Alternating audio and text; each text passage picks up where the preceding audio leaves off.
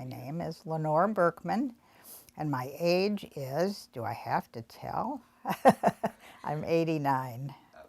You don't look a day older than 60.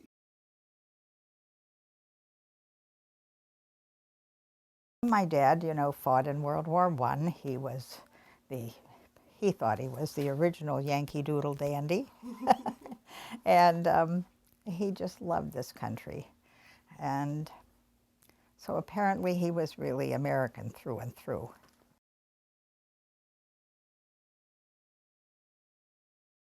Oh, yes, I did. Well, my mother was very young when I was born. She was 18 years old.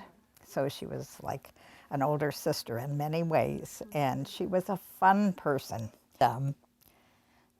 My mother just was a flapper.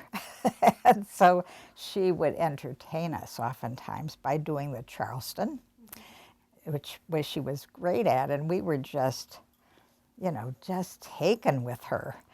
She played the ukulele and she played the piano, and so we had many times where we sang and just had a fun time. And a lot of times on Saturday, it was the custom then that Saturday kids went to the movies. Well, my brother and I didn't want to go to the movies. It was more fun to be at home with Mom.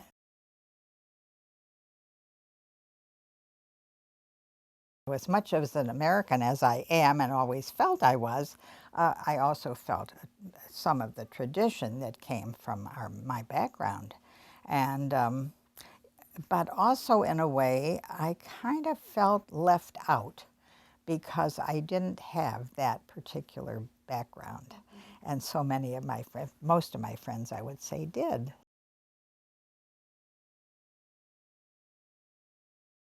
Well, of course, when I have to go back and tell you that the way I got into nursing was really, I think, a stroke of good luck, because as the war went on, the graduate registered nurses went on to become Army, Navy nurses, and there was such a shortage of nurses in the country that a wonderful congresswoman from Ohio, from Cleveland as a matter of fact, her name was Frances Payne Bolton. She established what was called the U.S. Cadet Nurse Corps.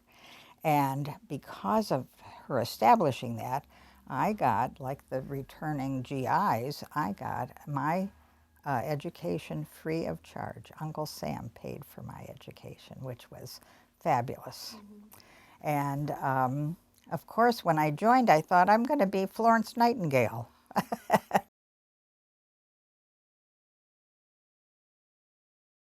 Roommate and I we knew we had this big test coming, and we were just both very worried about passing the test. So we studied really hard. And after the test was taken, we were relieved, and we decided we needed to celebrate. So we walked up to a little store and bought a small bottle of wine. It was nothing like you see today. And we brought it back and we chilled it in the sink in the bathroom. and we each had a glass of wine from that bottle. So then we said, okay, that was nice, and we're happy we were able to do it, but what do we do with this bottle? So we rinsed it out and we stuck it in the back of our closet. Next day, each one of us was called individually to the director of nurses' office, and she asked each of us if we had had wine in our room. And we, of course, said yes, we had. And she said, well, she thanked us for being honest, but we were not allowed off the hospital grounds for 1 month.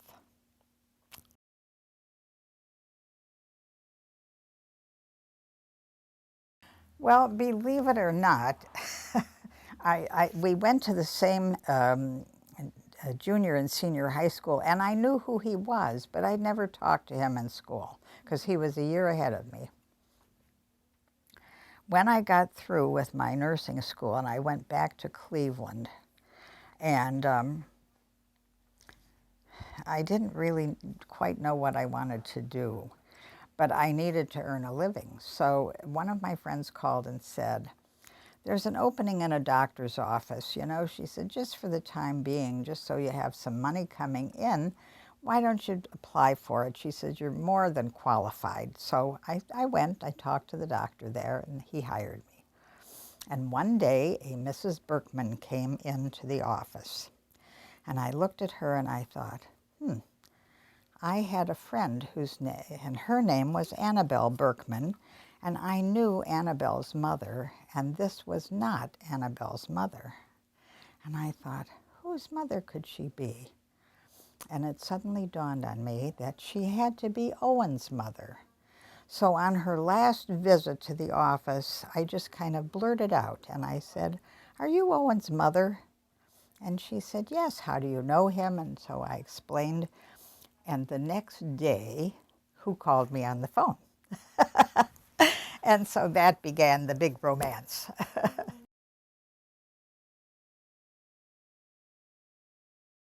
Well, he was probably the more romantic than I.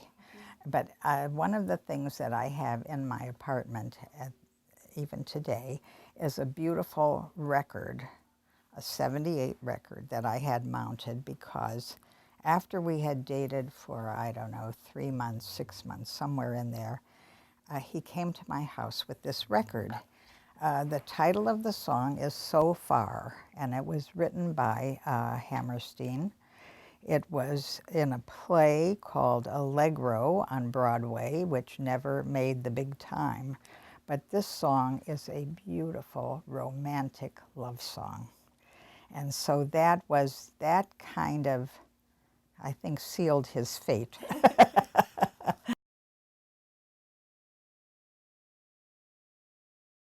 We moved in, and he had not been well for several years, and that's why I wanted to be out of the house.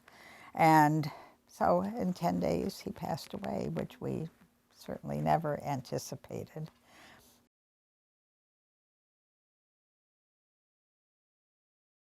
And the doctor just asked, he said, well, he said, oh, we can leave him on the ventilator. I said, but then what? Nature will take its course. I said, and if we take him off, because he'd had a very big stroke. And I said, and what if we take him off of this ventilator? And he said, in a few minutes, he will die. And I said, take him off. And I turned to my 3 kids and I said, do any of you object to that? And they said no. And so fortunately, we were in the room when Owen passed away. And it was a very peaceful death. And as a friend of mine said, and she was absolutely right, it was grief and relief. Relief that he was through being so ill, but grief because I'd lost my partner. And then, you know, everybody said, well, you know, you want to move back to where one of your kids. I said, no, no, no, I'm not leaving my apartment. I just got here. It's just, you know, I can't pick up and go. I just have to stay.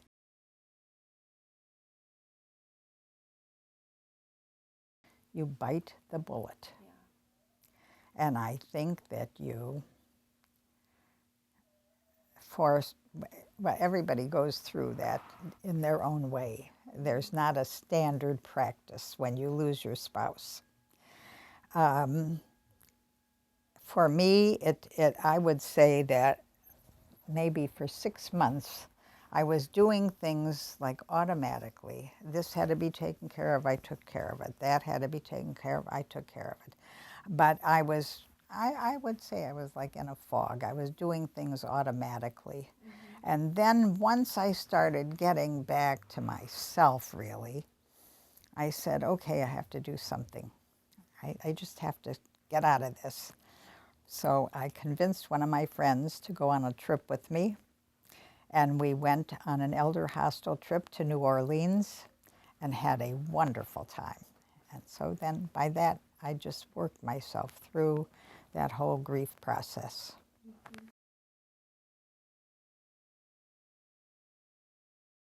Well, I was When I moved here, I was 87. Had been living for 13 years in Cleveland. My husband had passed away, and I was living by myself with no relatives in Cleveland. And I said, at some point, I have got to move, and this is the time to do it. And so my 3 children were wonderful. Each one said, come here. But California's too far. Buffalo is too cold. And my daughter is in Maplewood. The other 2 are boys. And so naturally I came here. It was a very good move, I must say. People in South Orange have been very friendly and welcoming and encouraging me to, get involved in things, and I can't tell you how I appreciate that.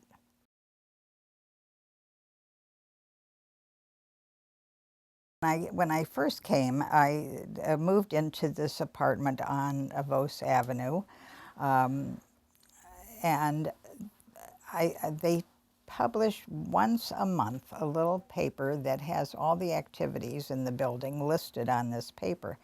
And I looked through it and I saw that there was a knitting class. Well, I didn't know, I should say, how to knit, but I said, I'm going to go there because I will meet people, mostly women, of course, and it will give me an introduction to people in my community.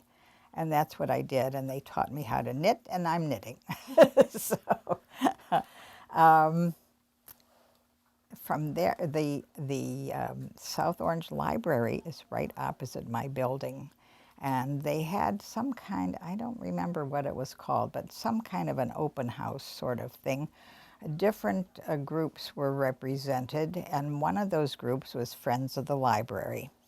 Well, I love the library, so I went over and investigated that table and paid my dues. And then at some point I saw an ad that there was a meeting of the Friends of the Library. And I said, well, I paid my whatever that $10 was or whatever.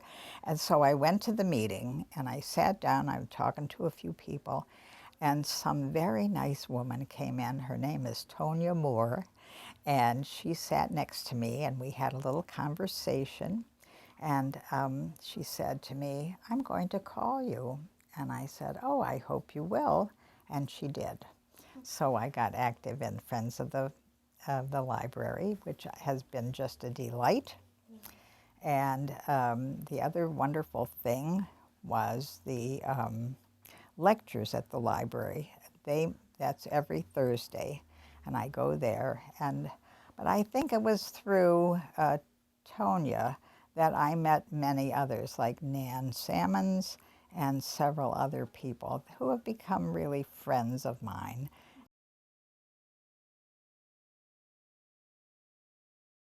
I think the only thing I would like to say, I don't know who you're going to show this to, this film, but if it's going to be shown to seniors, I would just like to tell them that if they have also to make a move to some place that is away from what they've been used to for many years, that they have to develop a positive attitude, and they have to try, if they're able, to make to push themselves a little, to make new friends and to make a new life for themselves.